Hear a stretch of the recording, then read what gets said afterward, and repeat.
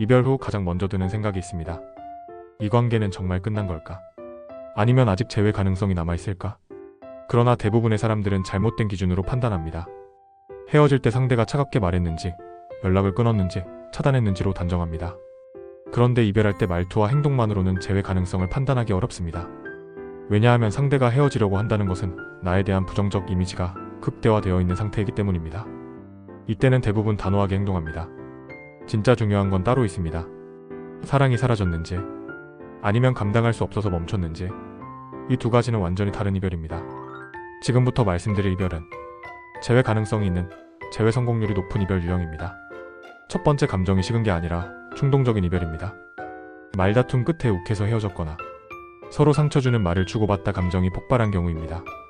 이런 이별은 사랑이 끝난 게 아니라 감정을 감당하지 못해 잠시 멈춘 상태에 가깝습니다. 시간이 지나 감정이 가라앉으면 후회와 그리움이 뒤늦게 올라옵니다. 두 번째, 사랑이 아니라 상황 때문에 무너진 이별입니다. 경제적 문제, 미래에 대한 압박, 현실적인 문제 앞에서 관계를 내려놓은 경우입니다.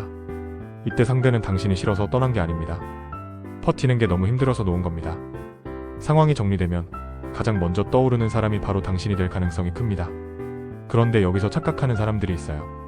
무조건 상황 때문에 헤어졌다고 믿는 사람들입니다.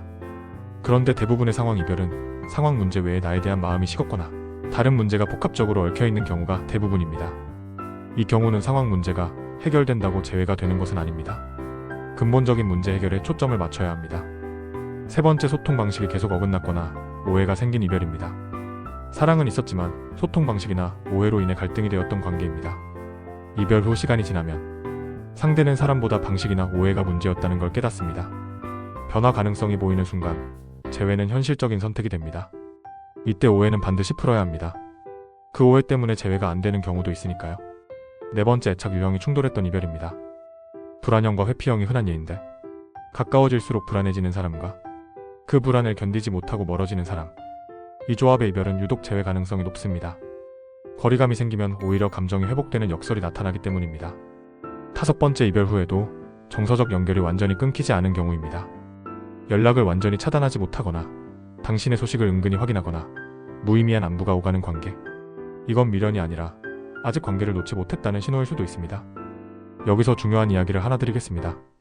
재회 가능성이나 재회 성공률이 높은 이별의 공통점은 하나입니다. 사랑이 끝난 게 아니라 지금의 방식으로는 더 만날 수 없어서 잠시 멈췄다는 점입니다. 그래서 재회는 붙잡아서 되는 일이 아닙니다. 감정을 강요한다고 되는 것도 아닙니다. 관계의 구조가 바뀌었을 때 상대의 마음은 다시 움직이기 시작합니다. 지금 여러분의 이별이 여기에 해당한다면 아직 늦지 않았습니다.